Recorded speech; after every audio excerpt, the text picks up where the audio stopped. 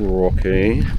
Right, we're back with another Civic video. So, for those that are new, bought a supercharged Civic, it was overheating, then the starter motor packed up and then sorted loads of other bits out. Now, it's up and running. I don't think it's overheating, but I don't think the air intake is in a very good place. Let me show you. So here she is in all her glory. Now, I think the original air box is back here, but now it's got a supercharger in this intake pipe and a big kind of cone filter on the back. When it starts up, it's basically just sucking loads of hot air off the exhaust manifold.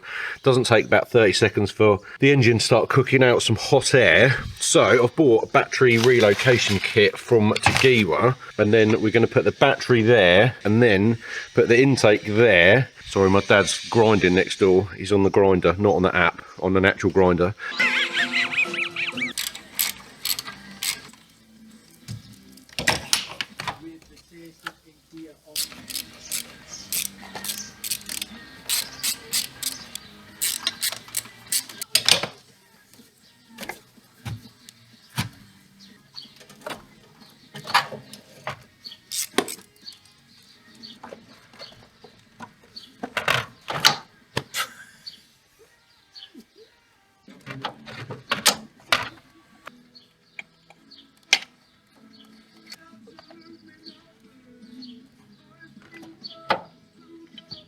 Right, everything is out. Gigantic air filter is out. Yamasa battery is out. We've got a giant hole here. I'm not sure what's in there, but I'm going to investigate that, potentially take that out. This is the oil reservoir for the supercharger, which apparently is supposed to be lower or the same height as the supercharger. So I'm going to try and put this somewhere else. Also, it was just cable tied to that, so that's not a good idea. Let's try and get this metal plate thing.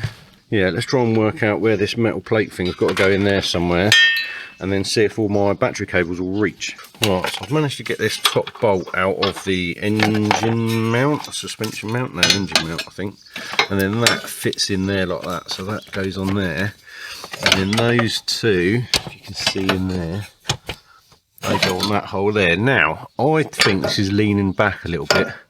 I think it should be flat, so I don't know if it was supposed to come with some other bits, I don't know, but I'm basically going to space it out with a couple of bolts on there and then put some screws, which I've gone to find myself because it didn't come with any screws, which is a bit annoying.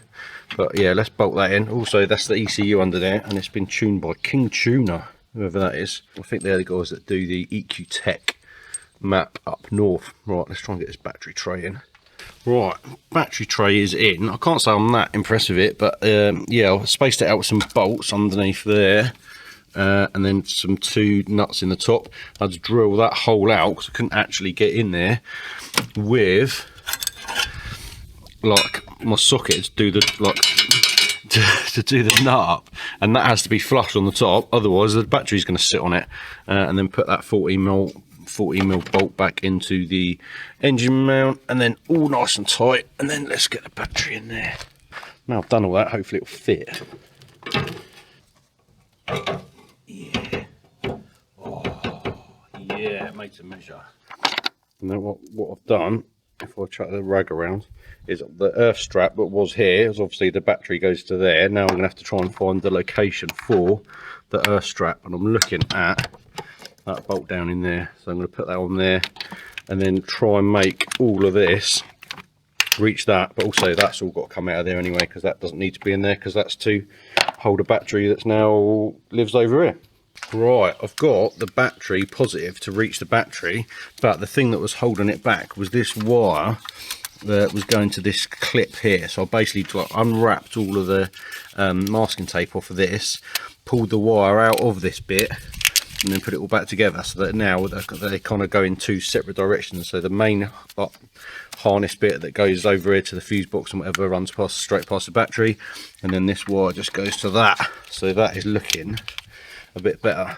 Right, this is what I should have done earlier, taken this top bit off. If you want to know how to do this, look at my how to change the spark plugs in your FN2 K20. Yeah, all this bit comes off, and then I can actually get to the back. Now what I think I'm going to do is put an earth from there to there, because that's fairly good, but I still don't 100% trust it, so I might put another earth strap from there. Not on that, not on that. maybe to that, because then that's on the wing. That's pretty. So it's not the tidiest, but the battery's in there. This earth, I've gone to this mounting point for whatever that module is, and then the earth comes up underneath here and then clamps onto the bolt bit of the original clamp. The original wire goes out the back. I've drilled a hole in the top, and then that goes to another earth up there. So effectively it's double earthed, but I had to do something with it, but it's in there. Now I need to clamp it down. Battery clamp is on. I still don't know what to do with this reservoir bit. That can reach over there. Now let's line up some pipe work. Might have to trim this one down, I'm not sure yet. Could just go air filter straight on there, like so. Ish. They are sorted. Right, as far up to go.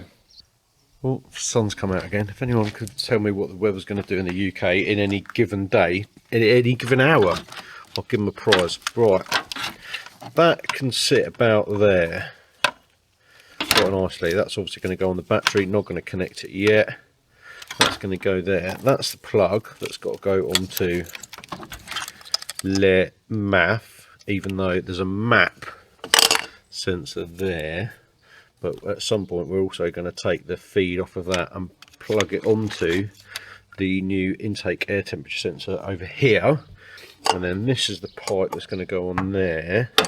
So I think I'm going to chop that about there, because I want this feed to go back to the breather. Got a longer pipe for that, and then might have a little bit of an elbow for that. Let's go in spare in Little Hampton and see if they've got. I'm going to take that with me and get the right size from there to there. 5 minutes later. So, change of plan. I've had a little jig around with the bits of pipe that I've got, and if I've angled that like a bit of an elbow, that's actually going to bend down far enough that I can get the bonnet shut, and then that pipe is literally going to go to there.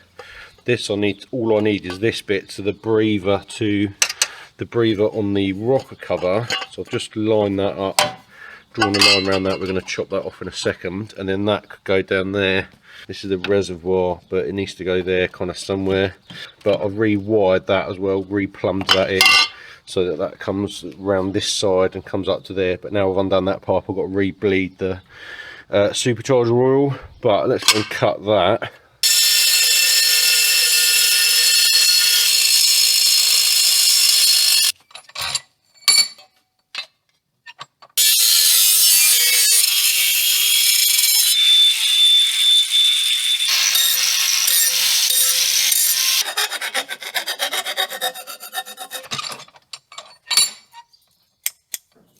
Right, that is in there. Now, hopefully, this might even go on one-handed. Oh, look at that. Oh, come on. There we go.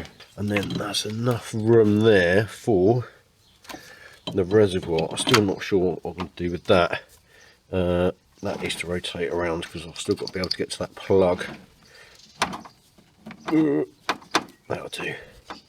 That'll do. Right, let's work out what we're going to do for that reservoir and then tighten everything up. 5 minutes later. Look what I made.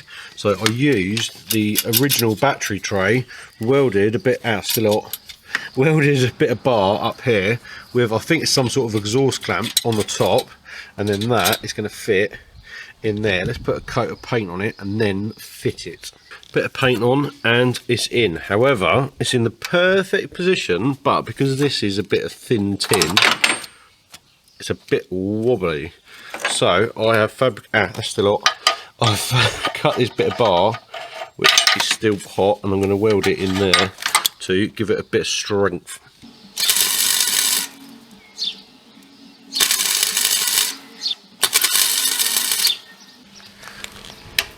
Bosh, there we go.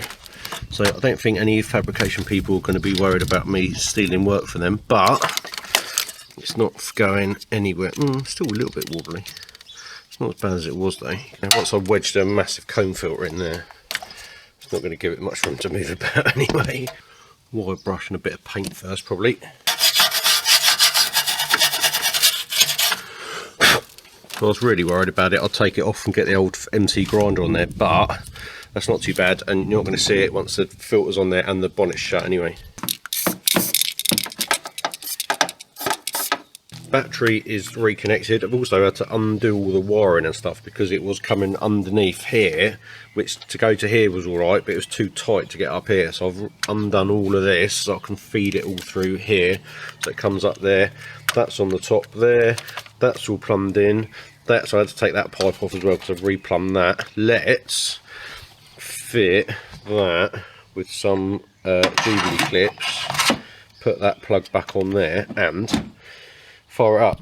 Filter is in, everything is tight. I took it all out again because this Jubilee clip was round the other way, and when I fitted it there was like a big rusty bit here which is now like down there somewhere.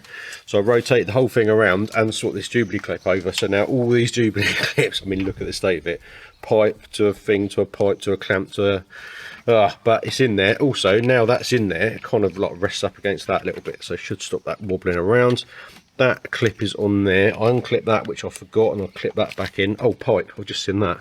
I've got a bit of water pipe because the other bit of red pipe that I did have, which went from there to there, is not going to be long enough. So now I've got a breather pipe, which is a bit of hose, water hose that I got from Going Spare in Littlehampton. Shout out to those guys, they've got everything you need down there. Pipe from there to there, let's cut that, and then I think we're good to go. What do you want? What do you want? Are you responsible for the poo on my Porsche? Get away. Get away. Get away.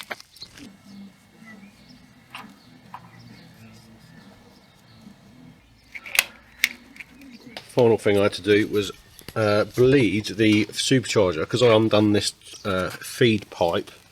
That's not the feed pipe, that's a return pipe, the one that's underneath.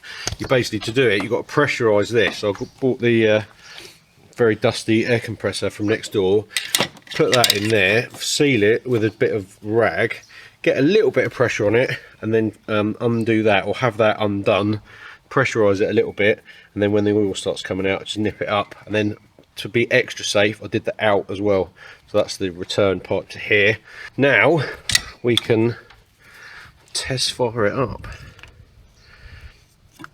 Right, that's on. Yeah, that's in there, that's bled through, that's all wired in. Put that plug on there. Right, I should fire up. Make sure that's neutral. Off she goes, that fires up. The next job is to just wire in this sensor here. Look at that welding.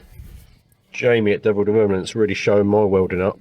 That's a new temp sensor. So the actual, at the moment it's getting the intake temp from that, but I'm going to splice in the wires from there onto a plug onto that, and then that's actually getting more accurate air intake. Apparently the reason it cranks over so much when it first starts is because it's measuring unpressurized ambient air, but the car is actually getting pressurized non-ambient air after it's been through the intercooler. So we're going to do all of that and then get it down to Devil Developments, get it on a rolling road and see what power it is or is it making. Anyway, if you found that helpful, entertaining, or you've got any other comments or questions, leave it in the description, no, leave it in the comments section below, and I'll see you on the next one.